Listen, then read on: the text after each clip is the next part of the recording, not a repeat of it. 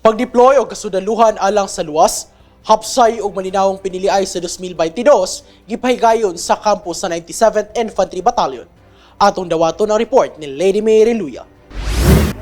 Aron magpabilin ang kahusay, kalinaw og seguridad sa umaabot nga 2022 national and local election, gipahigayon ang send-off ceremony sa mga kasundaluhan dinhi sa 97th Infantry Battalion. Formal nga gipahigayon ang send-off ceremony sa 477 nga kasundaluhan dinhi sa probinsya alang sa pagbantay sa umalabot nga nasyonal ug lokal nga piniliay karong Mayo 9, 2022 ilawom sa 97th Infantry Kalasag Lahi Battalion, Provisional Battalion gikan sa 1st Infantry Division, gikan sa 44th IB ug 10th IB dinhi sa 97th IB Headquarters sa lungsod sa Pinyan. Gipasabot ni Commanding Officer Lieutenant Colonel Nolasco Coderos Jr. ang mamahimong taha sa tropa sa piniliay, diin mao kini ang pagsiguro sa accountable forms uban pang election paraphernalia ingon sab sa mga vote counting machine. Matod niya kini nagikan sa designated provincial hub paingon sa municipal staging areas hangtod sa tagsa-tagsa ka polling centers. Sila usab magbantay sa gidesignar nga polling centers diin magsugod sa pag-abot, pagsulay o pagselyo sa VCM hangtod makumpleto ang pagbutar sa umaabot nga PDI.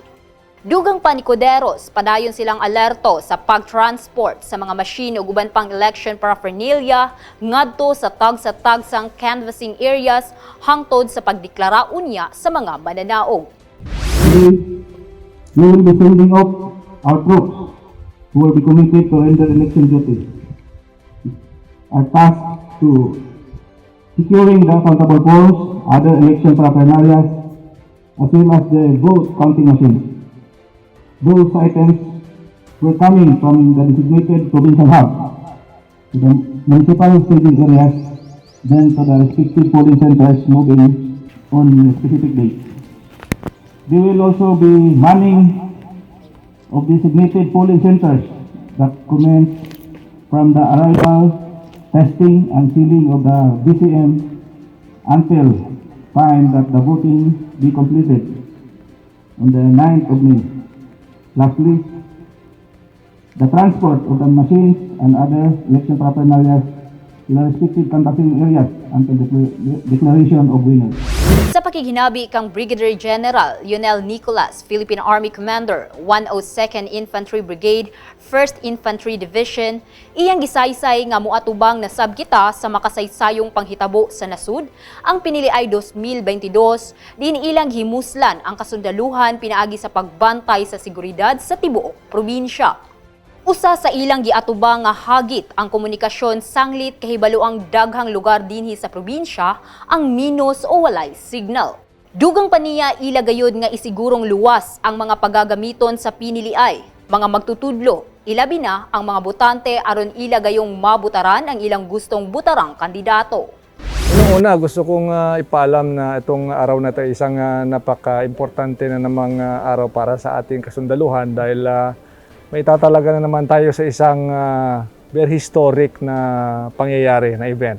Itong 2022 na national and local election natin.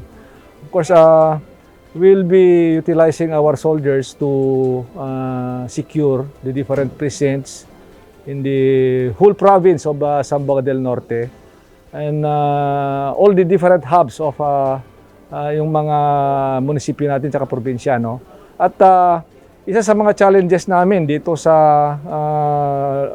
lugar ng Zamboanga del Norte is the availability of our communication. Sa mensahe ni Attorney Elise Miguel, Provincial Election Supervisor, Zamboanga del Norte, iyang gitagaan og kahinungdanon ang katungod sa usa ka lumulupyo sa nasud nga mopili sa mamahimong mulingkod nga mamunuan ug niini ilang giila ang kahago sa kasundaluhan ug uban pa aron mahimo kini nga hapsay ug malinawon.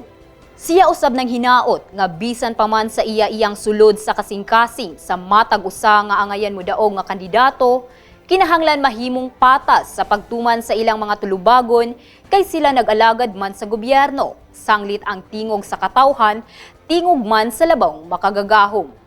Iyasab nga gipahinumdom nga nakasalig sa umaabot nga pamunuan ang mamahimong kaugmaon sa nasod sa sunod unom ka tuig.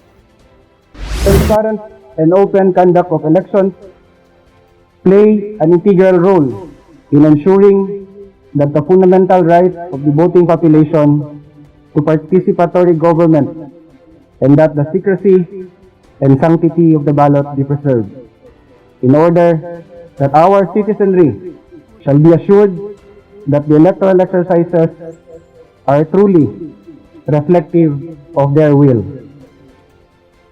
While the Commission on Elections is the premier guardian of the ballot and is also constitutionally mandated to enforce and administer all laws and regulations relative to the conduct of elections, a successful and credible elections cannot come into fruition without the aid of its partner agencies, most especially kayo po, our men and women in uniform. Gikan diri sa 97th IB Headquarters, Barangay del Pilar, Pinyan, Zamboanga del Norte, kini si Lady Mary Luya alang sa Zamboanga del Norte Provincial News Network. Ang dapig sa kamatuuran, duyog sa kalambuan. Magpabiling updated sa pinakuling kalambuan ng atong probinsya. I-like ug i-follow ang among Facebook page ug mag-subscribe sa among YouTube channel. Kini si Steven Cabalida Bibiloni alang sa Zamboanga del Norte Provincial News Network. Ang dapig sa kamatuoran, duyog sa kalambuan.